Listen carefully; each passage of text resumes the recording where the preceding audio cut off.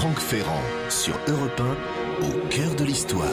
C'est un personnage assez énigmatique que Franck Ferrand convoque cet après-midi à la barre des témoins de l'histoire. Bonjour Franck. Bonjour Julia, bonjour à tous. Qui était vraiment Joseph Balsamo alias Cagliostro, un mage initié, détenteur de secrets fabuleux, ou simplement un petit arnaqueur porté au nu par des gens crédules? J'ai attendu toutes ces années pour poser publiquement la question. Eh bien, nous allons tenter d'y répondre dans l'heure qui vient. En donnant la parole évidemment à des experts de l'époque et du personnage. Et oui, l'universitaire Pierre-Yves Beaurepaire est l'auteur du volume consacré à la France des Lumières dans cette monumentale et somptueuse collection des éditions Belin. Vous savez, c'est un peu la référence. Quant à Philippe Séguy, on ne le présente plus. Il fait partie de la famille.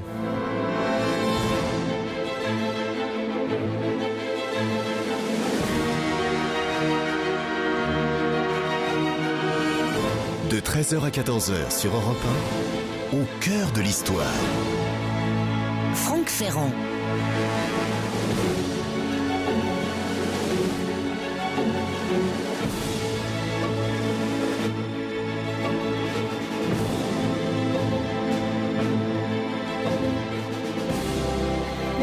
Il a fasciné des générations d'amoureux de la petite histoire. C'est un peu, si vous voulez, la star du mystère d'autrefois, le héros des romans feuilletons du siècle passé, une sorte de figure un peu magique qui, de sa haute stature, paraît dominer la fin de l'Ancien Régime. Vous savez, ces ultimes douceurs du règne de Louis XVI. Pour y jeter une ombre, affirment les uns, pour l'illuminer au contraire, protestent les autres. Cagliostro n'a pas d'âge, puisqu'il se déclare immortel. Cagliostro n'a pas de famille, puisque sa véritable famille, c'est cette franc-maçonnerie égyptienne, antédiluvienne, dont il est le grand maître.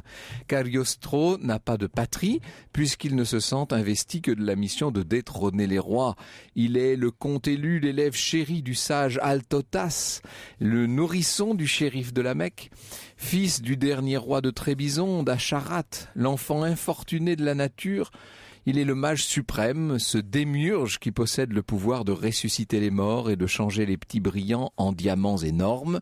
Cela rappelle un autre personnage qui l'a précédé de peu dans la faveur universelle des salons et des cours, le comte de Saint-Germain qui du temps de Louis XV et de Madame de Pompadour donnait des frissons aux grandes dames et aux plus puissants seigneurs des espoirs insensés. Cagliostro est mieux et plus que Saint-Germain, il est le grand Kofte d'Europe et d'Asie.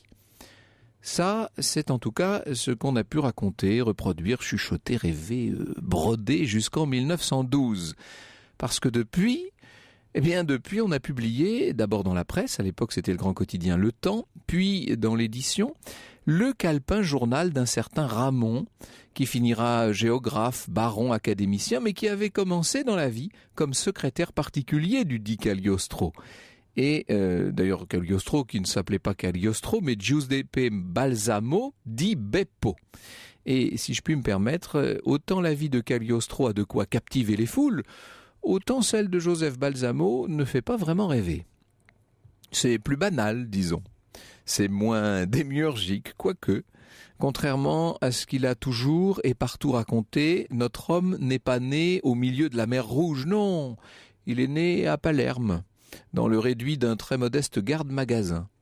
Il n'a pas été éduqué par les grands prêtres au pied des pyramides. Non, il s'est fait tout seul, lui, entraînant nu-pied dans les ruelles sordides de Palerme. Pour parler vrai, son parcours est d'une assez banale normalité. Il entre au petit séminaire à 12 ans, je vous dis pas dans quelles circonstances, on y reviendra peut-être. Il y est souvent puni du reste, il s'en échappe. Il devient l'arpète d'un apothicaire de couvent. Pour se faire un peu d'argent, il lit la Bible aux moines du dit couvent pendant les repas. Mais comme il a pour habitude de changer le nom de certaines saintes et martyrs en leur donnant celui des fameuses prostituée du bourg voisin, eh bien on le chasse de nouveau. Il devient alors peintre pour la galerie et proxénète pour les revenus que ça procure. Il fabrique et vend de faux papiers, il trafique, il boutique, il arnaque son prochain et puis, attiré depuis toujours par la magie et les rites hermétiques, il s'embarque pour l'Orient, voyage à Constantinople, Bagdad, Smyrne, Alep, Le Caire. C'est peut-être ce qu'il appellera après tout sa naissance au pied des pyramides, mais alors il s'agit d'une seconde naissance, d'une renaissance à une vie autrement magnifique. Comme toutes les créatures étranges, Balsamo a eu son créateur, ou sa créatrice, car il s'agit en l'occurrence d'une femme, celle qui va devenir sa femme, Lorenza Feliciani, alias Serafina, déjà tout un programme. La belle aventurière qui a su déceler dans ce petit charlatan sans grande envergure la nature d'un immense illusionniste, c'est elle finalement, la magicienne.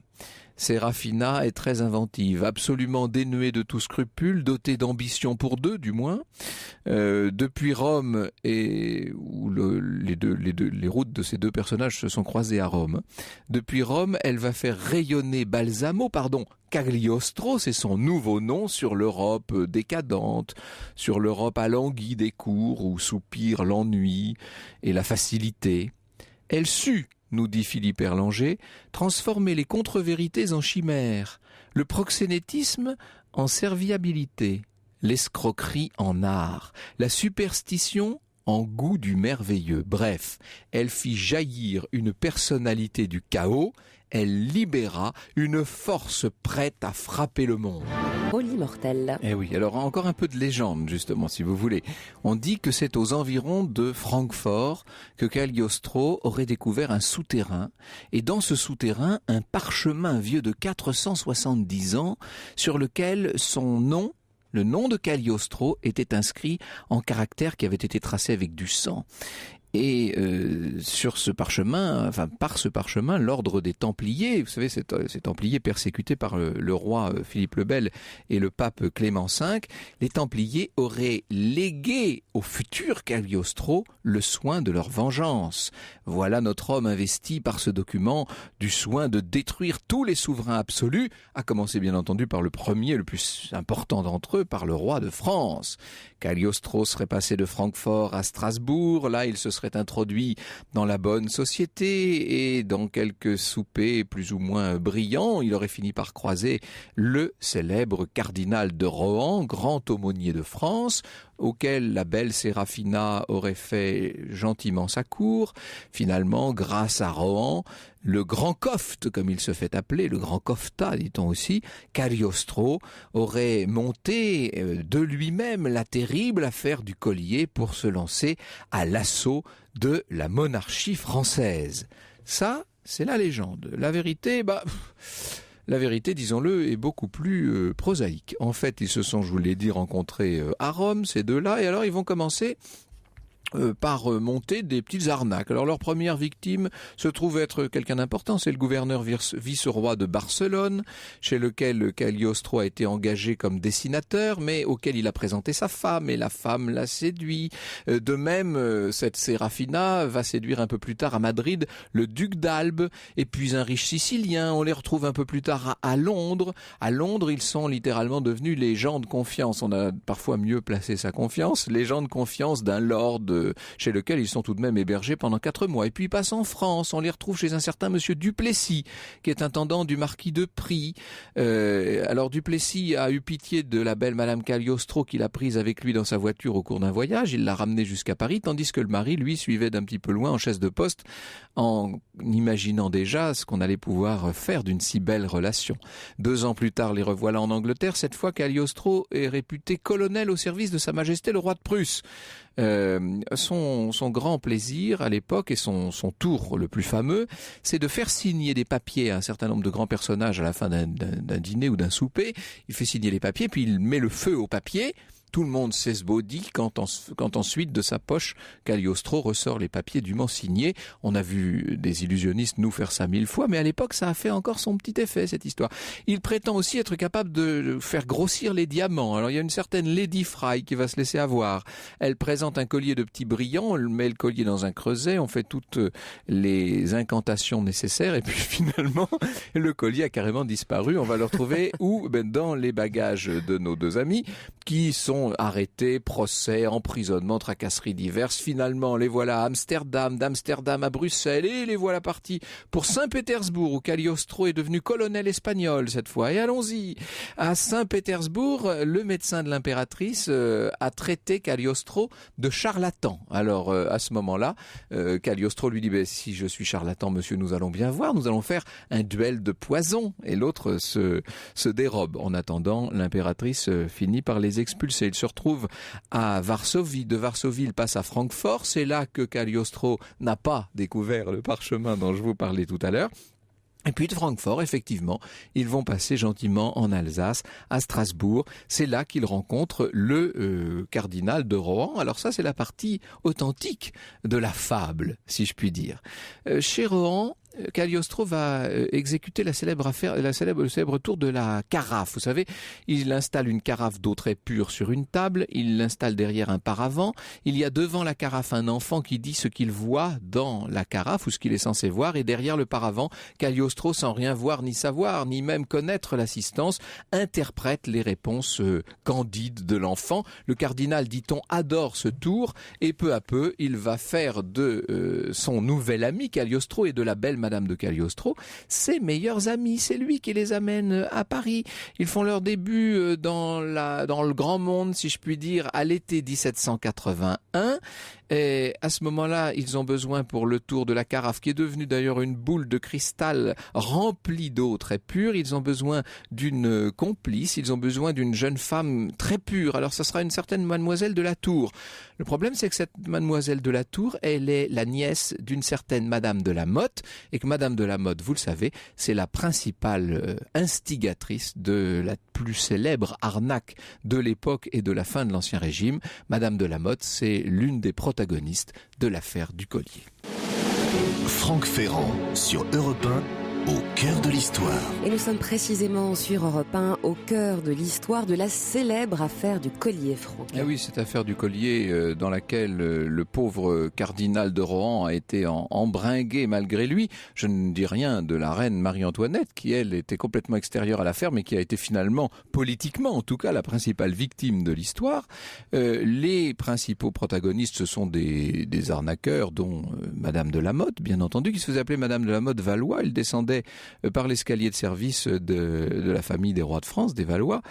Et cette Madame de la Motte est très proche de Madame de Cagliostro, n'est-ce pas? Cagliostro lui-même a su plaire au cardinal de Rohan, et les voilà embringués dans cette affaire. Ils vont faire partie de ceux qui sont condamnés pour cette affaire, et notamment on envoie Cagliostro à la Bastille. Avant ça, il passe devant la grande chambre du Parlement de Paris, et c'est là qu'il fait cette espèce d'étrange déclaration qui n'est sûrement pas pour rien dans la légende qui jusqu'à nos jours a persisté. « Je ne suis d'aucune époque ni d'aucun lieu, dit Cagliostro. En dehors du temps et de l'espace, mon être spirituel vit son éternelle existence, et si je plonge dans ma pensée en remontant le cours des âges, si j'étends mon esprit vers un mode d'existence éloigné de celui que vous percevez, je deviens celui que je désire. Participant consciemment à l'être absolu avec un grand E, je règle mon action selon le milieu qui m'entoure. Mon nom est celui de ma fonction et je le choisis ainsi que ma fonction parce que je suis libre. Mon pays est celui où je fixe momentanément mes pas. Datez-vous d'hier, si vous le voulez, en vous rehaussant d'années vécues par des ancêtres qui vous furent étrangers, ou de demain, par l'orgueil illusoire d'une grandeur qui ne sera peut-être jamais la vôtre. Moi, je suis celui qui est. Je n'ai qu'un père. Différentes circonstances de ma vie m'ont fait soupçonner à ce sujet de grandes et émouvantes vérités, mais les mystères de cette origine et les rapports qui m'unissent à ce père inconnu sont et restent mes secrets, que ceux qui seront appelés à les deviner, à les entrevoir comme je l'ai fait, me comprennent et m'approuvent.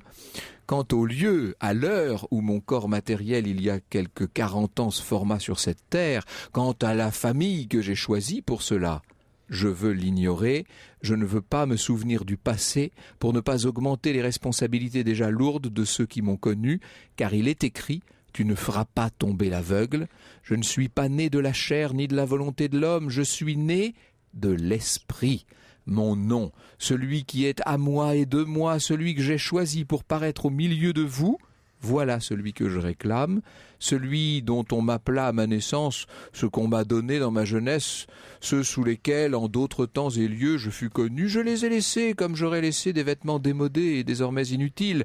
Me voici, je suis noble et voyageur, je parle et votre âme frémit en reconnaissant d'anciennes paroles. Une voix qui est en vous et qui s'était tue depuis bien longtemps répond à l'appel de la mienne. J'agis et la paix revient en vos cœurs, la santé dans vos corps, l'espoir et le courage dans vos âmes. Tous les hommes sont mes frères, tous les pays me sont chers. Je les parcours pour que partout l'esprit puisse descendre et trouver un chemin vers vous. Voilà qui réconcilie Philippe Ségui avec cette émission. Il était assez outré du personnage dont j'ai brossé le portrait pendant la première partie. Et voilà qu'apparaît l'esprit. Je suis très heureux de recevoir Pierre-Yves Beaurepaire également autour de cette table qui connaît si bien le XVIIIe siècle, tous ses arcanes et notamment les sociétés secrètes du XVIIIe siècle, car l'un des grands sujets qui se pose, c'est évidemment le sujet de la franc-maçonnerie, dans lequel on peut dire que Cagliostro a joué un rôle assez important. Alors, avant de venir à tout ça, revenons peut-être sur les origines du personnage. Vous n'allez pas, Philippe Ségui, jusqu'à nier que notre prétendu Cagliostro s'appelait en vérité Giuseppe Balsamo di Beppo.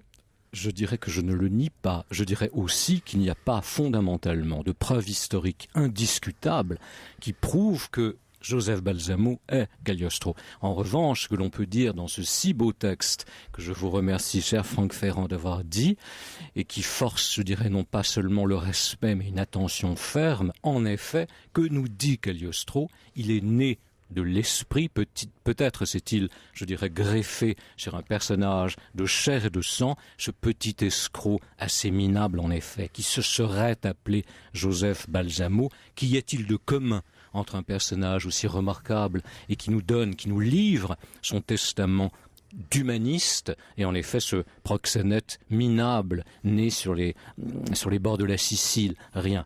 Donc Joseph Balsamo, c'est le personnage de la légende noire, c'est le personnage de Dumas, c'est un personnage qui n'est pas à ce point historiquement documenté. Oui. C'est vrai qu'il y a dans toute cette affaire une grande part de roman. Alexandre Dumas au premier chef, mais pas seulement Alexandre Dumas, Pierre-Yves Beaurepaire. Oui, tout à fait. C'est une des caractéristiques de l'époque. C'est ce qu'on appelle, on a parlé d'escrocs, mais à l'époque on dit chevalier d'industrie. Oui, c'est ça. Et ces aventuriers, donc, certes, sont des aventuriers et donc comme tels souvent des escrocs, mais effectivement, ils ont un génie. Là, on le voit très bien dans le texte. Ils ont aussi une capacité à sentir leur époque, les attentes du temps. Là, on le voit très bien. Avec tout ce que fera Cagliostro, qui fait que finalement ils sont à la fois de très bons témoins du temps, mais aussi qu'ils ont une capacité à s'inventer une légende de leur vivant absolument extraordinaire. J'ai juste un parallèle, vous avez évoqué tout à l'heure... Le comte de Saint-Germain. Voilà, le comte de Saint-Germain, et le fait qu'il ait été... que Cagliostro a été embastillé. Aux archives de la Bastille, à l'Arsenal, on a des merveilles comme ça de chevaliers d'industrie avec donc Cagliostro est pas du tout isolé, hein, il est dans un ensemble de dynamiques comme ça absolument extraordinaire. Juste un exemple, un contemporain de Cagliostro, c'est même un rival, qui s'appelle le prince Justiniani de Chio. Lui, il se considère comme descendant de l'empereur Justinien.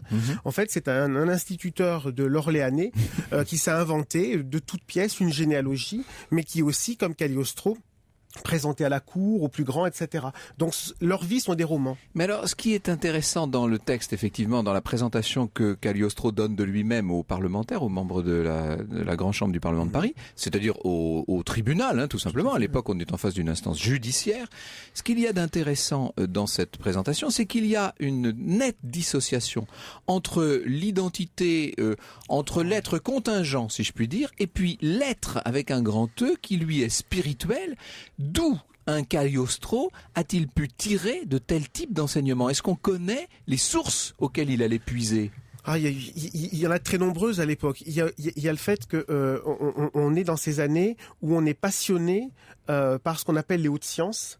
Il sait très bien qu'en plus à Paris, le convent des Philalèthes se réunit en 1785, ses amis de la vérité. Il sait qu'ils sont dans la grande chambre du Parlement que vous évoquez, Franck Ferrand. Il y a de très nombreux membres aussi de la loge des Amis réunis qui participent à cette dynamique des hautes sciences, etc.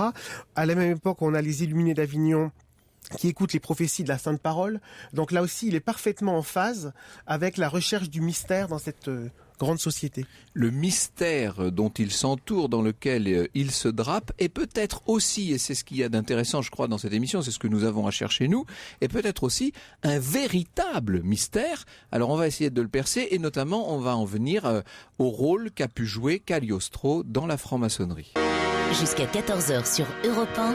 Plongez au cœur de l'histoire avec Franck Ferrand. Et nous sommes toujours sur Europe 1 en compagnie de l'universitaire Pierre-Yves Beaurepaire, auteur notamment de La France des Lumières chez Belin, et Philippe Segui, qui est journaliste à Point de Vue, auteur de Vent du Sud, mémoire du comte de Cagliostro aux presses de la Renaissance. Oui, Franck. Le Vent du Sud, c'est un très beau roman qui est paru il y a une bonne dizaine d'années maintenant, Philippe Segui, où vous nous présentiez un Cagliostro à la fois picaresque et très inspiré, ce qu'il était peut-être, mais le portrait que vous en donniez était assez flatteur. Isabelle nous dit, via Internet, que Maurice Leblanc, nous consacrerons très bientôt une émission à Maurice Leblanc et Arsène Lupin en direct d'Étretat, là-bas, on va y aller. Et Maurice Leblanc dresse une intrigue mettant en scène Arsène Lupin et Madame de Cagliostro. C'est quelle Madame de Cagliostro? Alors cette Madame de Cagliostro est la fille du comte de Cagliostro, et Maurice Leblanc n'échappe pas à la règle puisqu'il dresse justement une fois de plus un portrait négatif de la jolie jeune fille qui a réussi à conserver sa beauté au fil des siècles. C'est la fille à son papa, donc elle a bu à la source de l'élixir de longue vie, de cette fontaine de jouvence, mais elle a hérité toujours dans cette tradition noire du caractère épouvantable de son papa. Donc c'est véritablement le personnage vomi par les enfers, et il faut toute la science et la préscience du bel Arsène pour qu'il ne parvienne pas à ses fins diaboliques. Voilà. Alors Isabelle nous demande également si l'on ne pourrait pas rapprocher Cagliostro de certains autres personnages qui, comme Mesmer à la même époque, ou plus tard Raspoutine, nous dit-elle, en détenant de pseudo-secrets, fascinent tant les gens aisés. Moi, je préférais Mesmer à Raspoutine. Dans ce cas-là. Pas vraiment le même personnage. Non, parce que c'est pas vraiment le même personnage. En tout cas, il y a ce que veut dire Isabelle, je comprends très bien le parallèle, c'est que on est en face de personnes très inspirées, prétendument détentrices de grands mystères, et qui, grâce à cela, s'insinuent dans l'intimité des plus hauts personnages de leur époque, c'est ça, hein? Tout à fait. Pour Mesmer, le rapprochement, par contre, est très pertinent, parce qu'effectivement, il y a la question de l'exercice de la médecine, qui peut aussi poser des problèmes par rapport à la science académique, etc. Mesmer il a goûté de ces problèmes-là, et Cagliostro aussi. Et en même temps, il y a l'idée aussi d'un succès dans la bonne société, dans le monde, notamment en offrant la possibilité aux femmes de participer à ces cérémonies, mais aussi à toute la forme de sociabilité aristocratique qui se greffe autour. Et l'un comme l'autre, Mesmer avec son baquet comme Cagliostro, ont bien compris que l'ouverture aux femmes, c'était l'ouverture aussi vers la bonne société, vers la cour, et ça montre leur intelligence oui, ils ont du temps. une sorte de ductilité mentale absolument extraordinaire et qui se retrouve dans le propos lui-même, bien entendu. Alors, Pierre-Yves Beaurepaire, on dit de Cagliostro qu'il est à l'origine du rite égyptien dans la franc-maçonnerie. Est-ce que vous pouvez nous en dire un peu plus à ce sujet? Alors, comme toujours à l'époque, il y a de très nombreux rites parce que la franc-maçonnerie a un succès énorme en Europe. Donc, est-ce que c'est l'origine unique? On peut sûrement en discuter parce qu'il y a déjà un goût pour l'Égypte ancienne bien plus ancien, mais en tout cas qu'il ait su là aussi percevoir le frémissement de ce qu'était l'égyptomanie, ça c'est très clair. Et du coup, il l'organise aussi bien à Strasbourg qu'à Lyon, et puis bien au-delà, parce qu'on a même les témoignages d'une jeune aristocrate en Courlande, donc dans les provinces baltes de l'Empire russe, qui assiste, et là aussi c'est l'aristocratie, avec son père et avec son oncle, à des cérémonies égyptiennes qui l'emballent complètement. En fait, la franc-maçonnerie avait comment pourrait-on dire ça? J'allais dire une reviviscence, une renaissance via l'Écosse au début du XVIIIe siècle. Et puis avec Cagliostro, elle prend à la fois du champ sur un plan géographique et le large sur un plan temporel, puisque lui fait remonter le savoir initiatique à la plus haute antiquité, en l'occurrence à l'Égypte pour l'époque. Mais il en est persuadé dans la mesure où lorsqu'on parle du Cagliostro voyageur, c'est un homme en effet qui voyage dans l'espace, mais qui, d'après ce qu'il dit, voyage également dans l'espace-temps. C'est-à-dire qu'il est en phase avec lui-même, avec ce qu'il dit. Il prétend avoir été initié dans la plus haute antiquité, au pied des pyramides, mais il est convaincu d'avoir cette mémoire infinie. Mais pour revenir une toute petite seconde sur l'idée du voyageur, il est tout à fait naturel qu'un être de la trempe, et j'insiste sur la formule, pardonnez-moi, mais de la trempe de Cagliostro, voyage pour diffuser en quelque sorte ses idées. Il est le bon pasteur de cette nouvelle philosophie. Et pour en infuser certaines, probablement. Pour en infuser certaines, mais c'est un homme qui est persuadé de faire le bien. On parlera peut-être de son rapport à la médecine, on l'a déjà évoqué, c'est un homme qui ne se fait jamais payer ses consultations. C'est un homme qui va donner gratuitement, gracieusement, ses médications, ses médicaments qu'il réalise d'ailleurs lui-même. Alors nous parlons de voyage et de franc-maçonnerie, c'est le moment ou jamais d'évoquer cette belle exposition qui se tient au musée de la franc-maçonnerie jusqu'au 15 juillet, qui s'appelle Corto Maltese ou les secrets de l'initiation. Corto Maltese, c'est le père, c'est le fils, pardon, en l'occurrence d'Hugo Pratt, et nous avons en ligne Emmanuel Pierrat qui a contribué à cette exposition sur Corto Maltese ou les secrets de l'initiation. Bonjour Emmanuel Pierrat. Bonjour Franck Ferrand. Merci d'être avec nous. Est-ce que Hugo Pratt lui-même avait un lien avec la maçonnerie telle que l'avait instituée Cagliostro? Alors Hugo Pratt est devenu maçon dans les années 70 et il est resté jusqu'à la fin de sa vie et a mis en scène pour Corto Maltese, notamment dans la Fable de Venise, des moments, on va dire, d'initiation, de vie en loge, ainsi que dans d'autres albums, qui ne sont pas nécessairement reliés aux aventures de Corto Maltese, son héros préféré. Oui, c'est ça. Il l'a diffusé ailleurs aussi, bien sûr. Il l'a diffusé ailleurs, voilà. Donc on retrouve ça dans toute l'œuvre d'Hugo Pratt. Ceci dit, s'il y a une grande tradition vénitienne de loge, parce qu'on peut remonter à Casanova, par exemple, dans les grands personnages du XVIIIe siècle, initiés à Venise. On peut passer par Goldoni jusqu'à Hugo Pratt, etc., et de littérateurs. Néanmoins, ce n'est pas le rite égyptien qui est pratiqué par Hugo Pratt quand il est initié en loge. Ceci dit, le rite égyptien créé entre guillemets par Cagliostro. Oui, est-ce que vous pouvez éclairer notre lanterne là-dessus? Quelle est la part de création chez Cagliostro et la part de reprise et d'adoption? Je pense pas plus de réponses que les invités de cette émission, et notamment M. Beaurepaire, sur est-ce que oui ou non il a saisi l'égyptomanie pour véritablement, on va dire, la transformer en un courant maçonnique, ou est-ce que il a contribué avec plusieurs. Ce qui est certain, c'est qu'on lui en attribue aujourd'hui la paternité de ce rite égyptien. Et que si on doit trouver une sorte de père fondateur, en quelque sorte, ou de premier grand, on va dire, initiateur, c'est bien Cagliostro. Avec une pérennité particulière. Au XVIIIe siècle, on connaît, donc apparaît le rite français, en plus du rite écossais, et apparaîtra donc notamment en 1783, et donc Cagliostro en 1777, quand il est initié, un an après, à peine crée ou participe à la création de ce rite dit égyptien, qu'on appelle normalement le rite ancien et primitif de Memphis-Misraïm. Et ce rite, il est intéressant parce qu'il aurait pu rester totalement folklorique, entre guillemets, ou s'arrêter à la vie de Cagliostro, mais il connaîtra un succès formidable, notamment grâce à la campagne d'Égypte. Et voilà. Et ce qui est fascinant, c'est que ce que vous nous dites de l'antériorité d'un certain nombre de rites et de références dans le monde de la franc-maçonnerie, on le retrouve dans bien d'autres domaines, à commencer par celui des arts décoratifs, puisque l'influence égyptienne et la mode égyptienne n'est pas directement liée, comme on l'a si souvent dit, à la campagne d'Égypte, mais ça commence avant. Ça, c'est assez fascinant, finalement. Oui, et on a beaucoup de bâtiments, notamment d'architecturaux à Paris même, qui sont d'inspiration, on va dire, égyptomaniaque dès le XVIIIe siècle. C'est ça. Et puis ça continuera pendant très longtemps. On trouve d'ailleurs les loges qui pratiquent le rite égyptien sont quand même encore aujourd'hui assez nombreuses, que ce soit en France et surtout en Italie. Pour revenir à ma marotte première, qui était quand même donc l'exposition Hugo Pratt.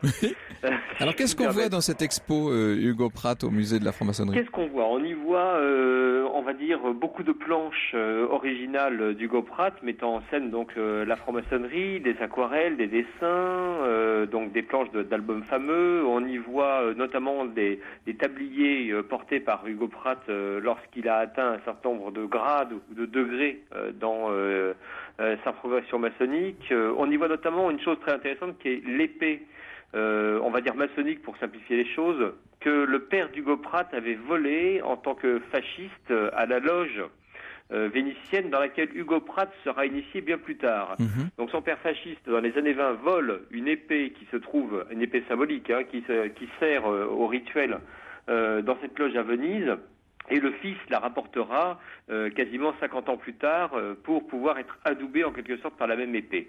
Donc c'est une épée assez magnifique, entre guillemets, par l'histoire qu'elle a vécue. C'est pas un objet splendide, mais c'est un objet en soi, oui, c'est ça, ce sont des objets qui sont chargés de mystère et d'histoire. Voilà. Puis on y voit quelques masques que j'ai prêtés moi-même de mes collections d'art tribal, puisqu'il y a évidemment dans l'œuvre d'Hugo Pratt et de Corto Maltese des initiations et des rituels qui sont liés à des sociétés tribales, notamment en Amérique du Sud, en Océanie, en Afrique, en Amérique du Nord, etc. Donc, finalement, il faut dire où se trouve le musée de la franc-maçonnerie. Alors, rue Cadet, au 16 rue Cadet, et l'exposition est ouverte, on va dire, quasiment tous les jours de la semaine, si je ne me trompe pas, avec des horaires consultables sur le site du Grand Orient de France, donc c'est godf.quelque chose.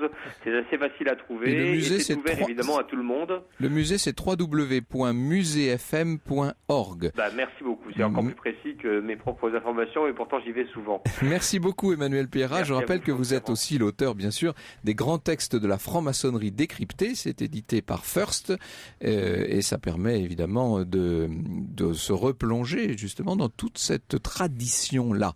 La tradition, le mystère, les énigmes, voilà bien le sujet finalement de cette émission à travers la figure de Cagliostro. Au cœur de l'histoire revient dans un instant. Franck Ferrand sur Europe 1, au cœur de l'histoire. Et oui, un Cagliostro finalement un peu moins arnaqueur et un peu plus spirituel. C'est ce que je fais plaisir à Philippe Segui. Vous avez vu que je fais ce que je peux dans cette affaire. Je suis très sensible. Nous avons vu à quel point, en tout cas, il avait joué un rôle important, non seulement dans l'évolution de la franc-maçonnerie intrinsèquement, mais surtout dans son extension.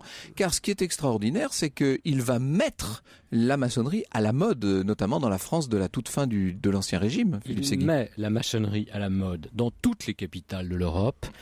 Il met évidemment la maçonnerie à la mode à la cour de France. Et les gens qui sont soit de la maçonnerie, je dirais, traditionnelle, soit qui sont touchés par le message de Cagliostro, touchent le trône. C'est-à-dire que tout l'entourage immédiat de la reine Marie-Antoinette est, je dirais, pro-Cagliostrophile. Je vous donne simplement et très rapidement un exemple.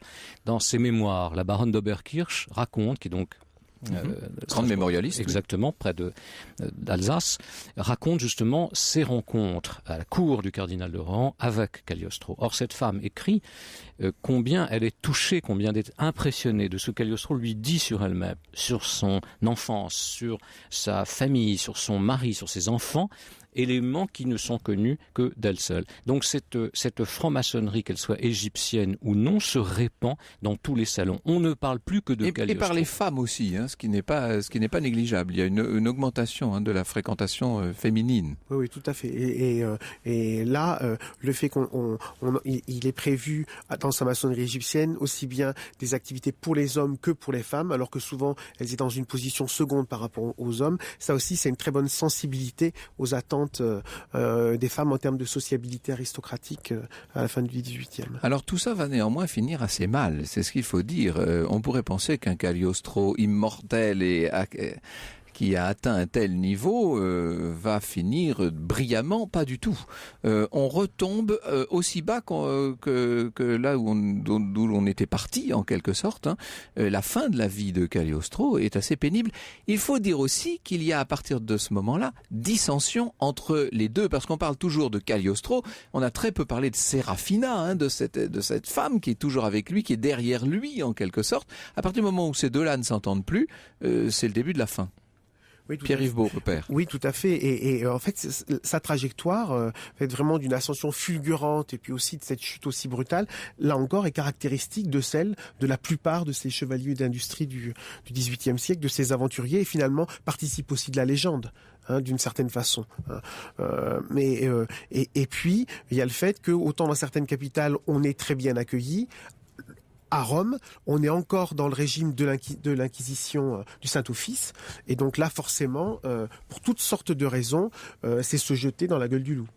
Alors, pourquoi reviennent-ils à Rome, Philippe Séguy, et pourquoi vont-ils se jeter dans la gueule de ce loup inquisiteur ? Je pense qu'il y a plusieurs facteurs. Déjà, je pense que Cagliostro sent peut-être que cette vie sur cette terre touche à sa fin.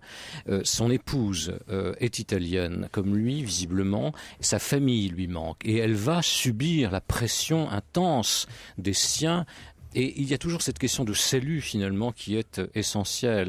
Et on vient de dire à l'instant, le Saint-Office a une profonde détestation pour le personnage et l'Inquisition va s'occuper du cas Cagliostro. Vous savez que toutes les archives, toutes les minutes du procès sont conservées dans les archives vaticanes et on ne sait pas quelles sont réellement les questions qui ont été posées au moment de ce procès, quelles sont les réponses qui seront faites par Cagliostro. Allez, encore un document mystérieux dans les archives vaticanes. Décidément, absolument. On adorerait aller s'y promener. Et ce que l'on sait, en revanche, c'est la condamnation d'abord à mort qui sera commuée en détention perpétuelle. C'est la terrible et sinistre forteresse de San Leo.